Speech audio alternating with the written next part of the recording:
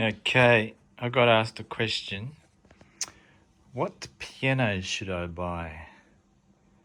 And you might want to use it on GarageBand, for instance, and plug it in, right? Or you might not. Okay, so if you're really wanting to learn piano, then you would not buy that. Don't buy anything like this. Just a long plastic keyboard with springy keys. And don't buy anything like this that has keys like this, that look like that, but still act like this, like a bunch of springs. You don't want that. Proper keys for learning piano aren't just springy like that. They're like this. They're more bouncy and they have some weight to them, right? So, and you see the texture of this is just plastic, right? You don't want to be, if you're actually learning piano, you don't want to be sweating your fingers on plastic like this. It doesn't feel great. If you're going to learn piano, it's like you want to do it on something that is a pleasure to be on, okay? This is not a pleasure to be on. This is a piece of plastic. There's no pleasure in it at all. You want something that feels nice to touch. The keys on this are drier. Ideally, it should be, proper piano keys are ivory, right? Because you can feel the ivory and it feels nice and smooth, and it handles the sweat okay off your fingers. So, yeah, if you're really wanting to learn piano, do not do this. Get a real piano if you can.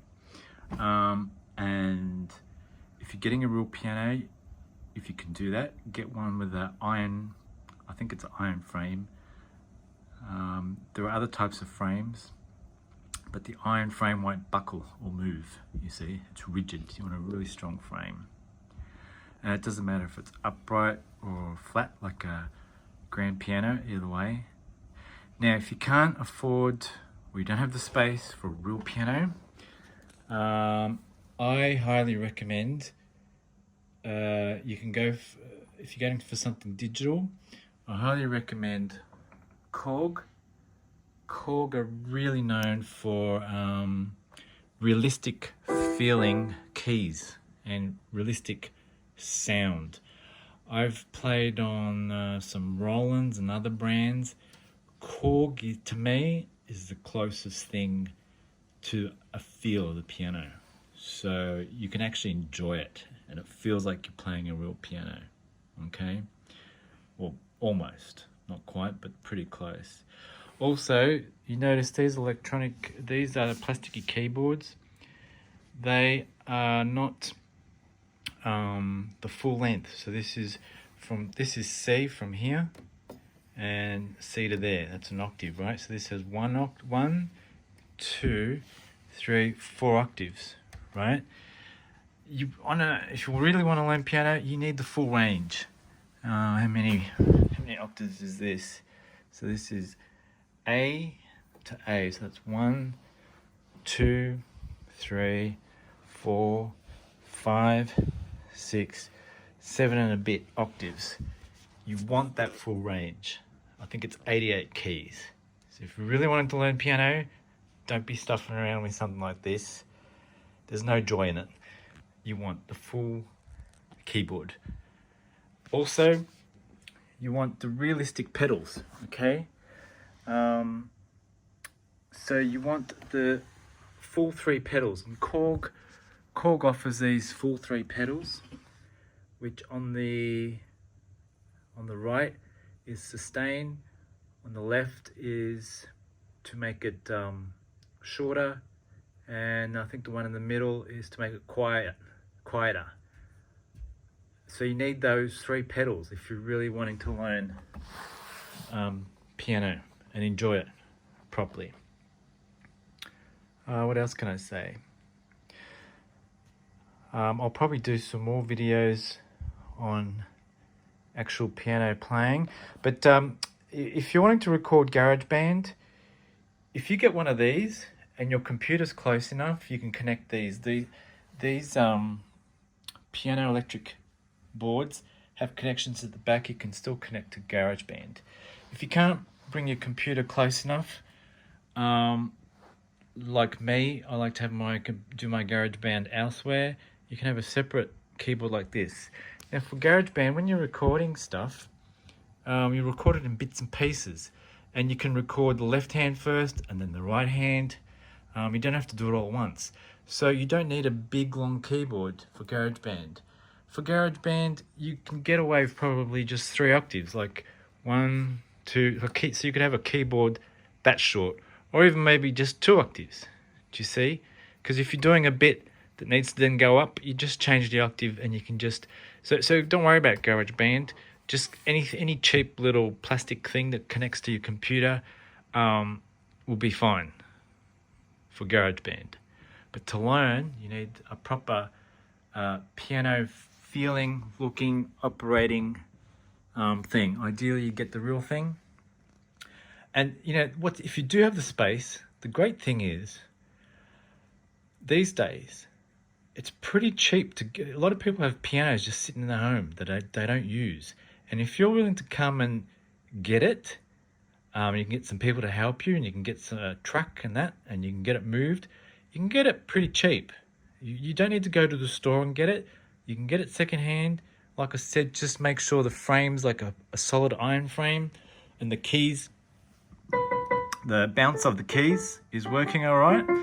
And if that's all good, then go ahead and buy it. And that's probably the best thing, is a real piano.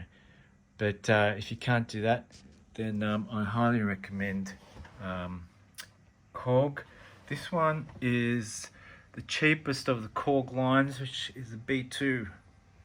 And that's all you need. You don't need multiple sounds. This one does have other sounds on it.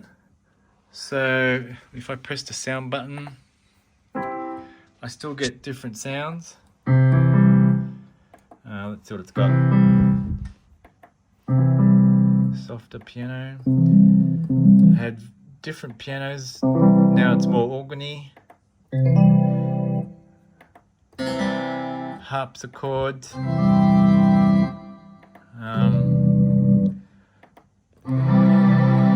Strings. Back to piano. You don't need like 100,000 sounds. You just need a basic piano sound that you like if you're learning piano. The other sounds actually don't sound that great for piano stuff. I'm just classic like that. I just like the original piano sound, and I stick to that. So physically, I think that's all I have to say about pianos. What to choose, how to buy them.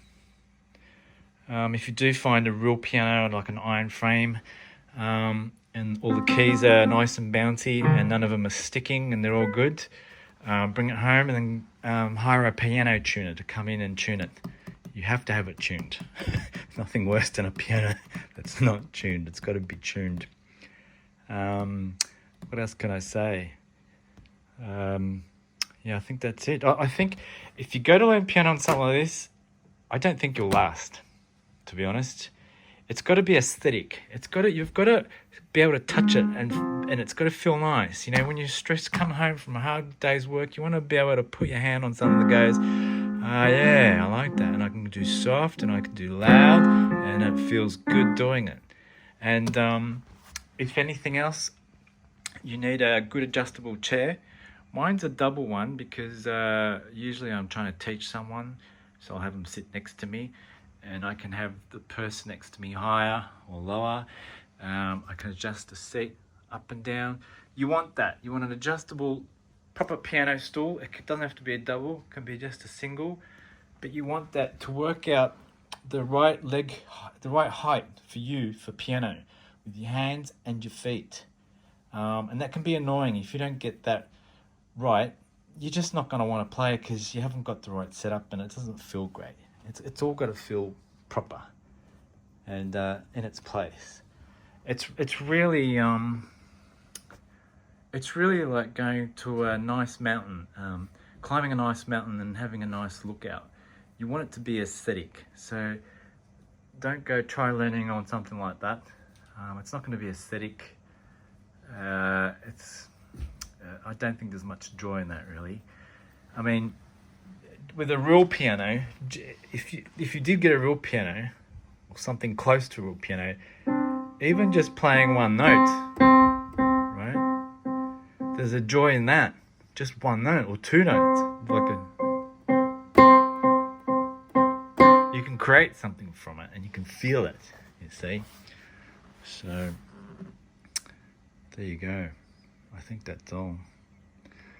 What else can I say? Real pianos, GarageBand, use that. You need the 3 pedals. Sometimes they have the single pedals, but you need the 3 ones. Get the 3. And that's it. I'll go on to my next video about piano playing. It's actually really easy. I'll show you how easy it is. If you haven't done it before, it's a piece of cake. And anyway, I'll go into it on the next video. Cheers.